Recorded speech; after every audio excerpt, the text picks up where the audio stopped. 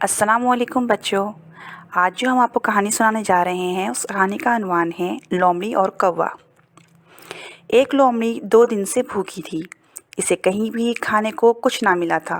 वो शहर के करीब आ गई। अचानक क्या देखती है कि एक दरख्त पर एक कौवा बैठा है। इस कौवे के मुंह में एक साबुत रोटी है। लोमड़ी के मुंह में पानी भर आया। इसने एक तरकीब सोची। वो कौवे की तारीफ करने लगी। भाई कौवे, तुम कितने खूबसूरत हो। तुम्हारे पर कितने खूबसूरत हैं। तुम चाहे रावी में नहाओ या झेलम में, तुम्हारा रंग एक जैसा ही रहता है। सचमुच तुम परिंदों के राजा हो। तुम्हारा गाना बहुत मीठा है, बांसुरी से भी मीठा। दिल तुम्हारा गाना सुनने को तरस रहा है। ज़रा गाना गाकर सुनाओ। कौवे ने अपनी इतनी तारीफ सुनी, वो फूल कर कुप्पा हो गया। इसने गाना गाने के लिए चोंच खोली। चोंच खुलते ही रोटी नीचे आ गिरी। लोमड़ी बड़े चाव से इसे खाने लगी। कौवा मुंह देखता रह गया।